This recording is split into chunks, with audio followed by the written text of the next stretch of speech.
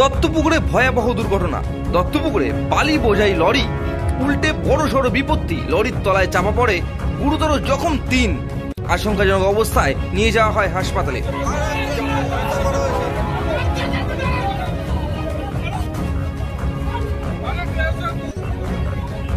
এগারোই মে অর্থাৎ শনিবার সন্ধ্যা 7টা নাগাদ উত্তর 24 পরগনা জেলার দত্তপুকুর রেল স্টেশন সংলগ্ন 1 নম্বর রেলগেটের সামনে বালি বোঝাই করা লরি উল্টে গিয়ে পড়ে রাস্তার পাশে থাকা দোকানের উপরে। ঘটনা সূত্রে জানা যায়, লরির তলায় চাপা পড়ে 3 পথচারী। ঘটনা নজরে আসতে যুদ্ধকালীন তৎপরতায় উদ্ধার কার্য চালায় স্থানীয় প্রশাসন ও জনপ্রতিনিধিরা। প্রায় ঘন্টা দুয়েক 3টি জেসিবি, একটি হাইড্রোলিক ক্রেনের কড়া প্রচেষ্টায় লরিটিকে সোজা করা হয় এবং লরির নিচে থাকা আশঙ্কাজনক অবস্থায় পরপর 3 জন ব্যক্তিকে উদ্ধার করে তড়িঘড়ি নিয়ে যাওয়া হয় হাসপাতালে। এই ঘটনায় ভারতীয় জনতা পার্টির আমডাঙ্গা মন্ডল 3-এর সভাপতি অমিত দাস জানিয়েছেন, এবং দেখতেই পাচ্ছেন একটা গাড়ি, সাদা বালির গাড়ি। এর আগেও এরকম একটা ঘটনা ঘটেছে, ওভারলোডের জন্য এই ধরনের ঘটনা ঘটেছে। এর আগেও এই রেল স্টেশনের একদম গেটের উপর একটা হয়েছিল, আজকেও একটা ঘটেছে। আজকে কিন্তু মানুষের প্রাণহানির আশঙ্কা দেখা দিচ্ছে। যে 3 জনকে উদ্ধার করা হয়েছে ওদের অবস্থা কিন্তু খুব একটা ভালো নয়। তারা খুব সিরিয়াস অবস্থায়, তাদেরকে হসপিটাল নিয়ে যাওয়া হয়েছে। এখন জানি না তাদের কী অবস্থায়, ভগবান করুক তার জন্য বেঁচে যায়। আর এই যে দুঃখজনক ঘটনাগুলো ঘটছে একদম ওভারলোডের জন্য হচ্ছে। অবৈধভাবে এই বালিগুলো নিয়ে আসা হচ্ছে যেখান থেকে হোক, যেভাবেই হোক। এই রাস্তার উপর যাচ্ছে, আর এই রাস্তার এই জায়গাটায় কদিন আগেই কাজ হয়েছে, যার জন্য এই জায়গাগুলো বারবার ধরছে। এই নিয়ে দুবার ঘটনা ঘটলো। আর এই একই ধরনের গাড়ি WB 25G 4541 গাড়িটার নাম্বার। এই গাড়িটার এখনো পর্যন্ত মানে বয়স পার হয়ে গেছে কিনা সে নিয়েও আমার সন্দেহ আছে। প্রশাসনকে বলবো, প্রশাসনকে অনুরোধ করবো এই গাড়িগুলো দেখুন। এখনো পর্যন্ত 3 জন উদ্ধার হয়েছে, তার মধ্যে 3 জনই আশঙ্কাজনক। আমার তো মনে হয় একজনের পরিস্থিতি খুবই খারাপ, তিনি আছেন কিনা আমি জানি না। যদি হোক, আমি আশা করবো, আমি ভগবানকে অনুরোধ করবো, ভগবানের কাছে প্রার্থনা করবো যেন তারা 3 জনই ফিরে আসে। ঘটনাস্থলে অ্যাম্বুলেন্স 4-5টা এসেছিল, অ্যাম্বুলেন্স এপাশেই ছিল। এখন দেখছেন 2টো জিসিবি এবং একটা সম্ভবত ট্রেন রয়েছে। কোনোভাবে আমরা এখনো পর্যন্ত লরিটাকে সোজা করতে পারিনি বা লরিটাকে উদ্ধার করে লরিটাকে সোজা করে বাইরে বের করতে পারিনি। ওখানে এখনো যেভাবে বালি পড়ে রয়েছে বোঝা যাচ্ছে না যে মানুষ আছে কিনা। আমরা সেগুলো দেখার চেষ্টা করছি। যত দ্রুত সম্ভব প্রশাসনের কাছে অনুরোধ করবো এই বিষয়টা তাড়াতাড়ি দেখুন। আর এইভাবে অবৈধভাবে বালিগুলো এই রাস্তার প্রতি নিয়ে যাওয়া হয়, এখানটা এমনি দুর্বল জায়গা। এর আগেও এই ঘটনা ঘটেছে।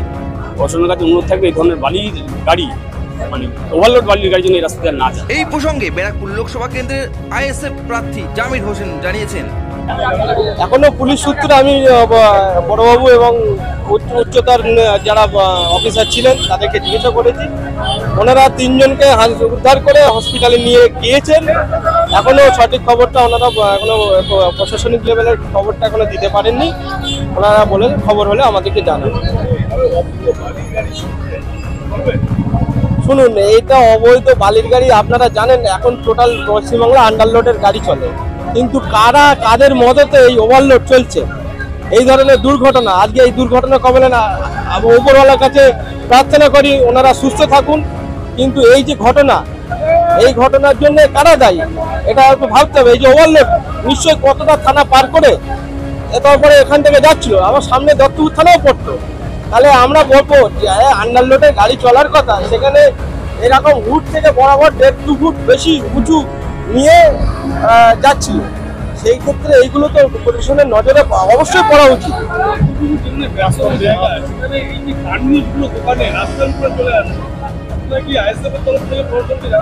অবশ্যই এটা যে PWDর আন্ডারে যদি এটা থাকে, আমি কালকে সোমবারে একটা চিঠি করব যে অবৈধ বিল্ডিং সারা পশ্চিমবাংলা জুড়ে এখন অবৈধ বিল্ডিং এর যে অবৈধ নির্মাণ চারিদিকে চলছে, সেটা অবশ্যই অবৈধ নির্মাণগুলো অবশ্যই সেগুলো মানে ঠিকঠাক করে বৈধতা মেনে, লোকাল বডির বৈধতা মেনে যেন তৈরি হয় এবং লোকাল বডি বৈধতা মেনেই যেন রাস্তার ছাড় দিয়ে যেন বানানো হয়, সেই ব্যবস্থাই আমরা করব।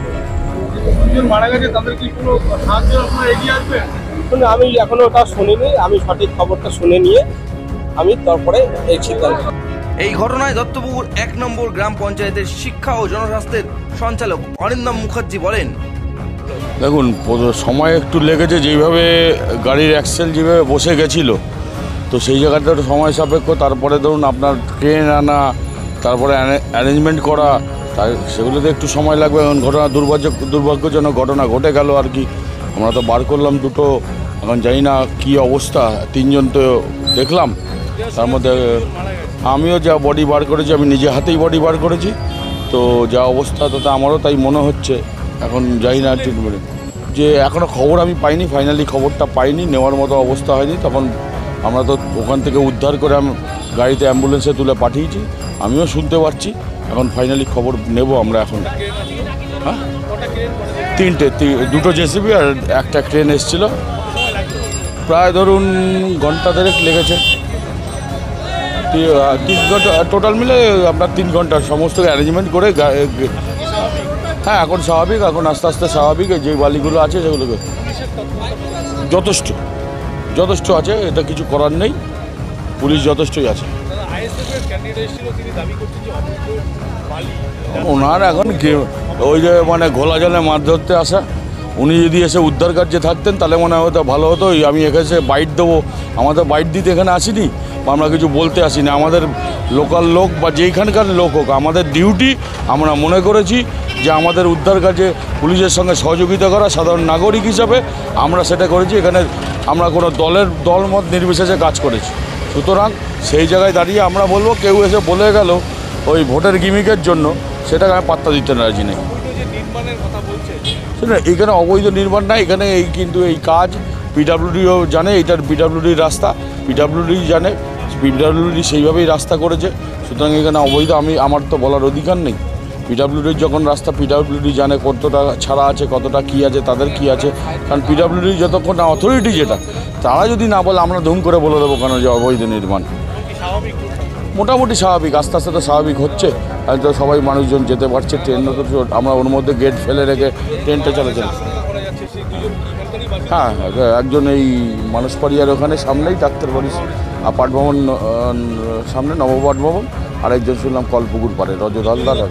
হ্যাঁ, 3 জনই ইনজিওর্ড, সেও দত্তপুরের বাসিন্দা। আমার নাম অরিন্দম মুখার্জি, আমি দত্তপুরানের শিক্ষা জনস্বাস্থ্য সঞ্চালক।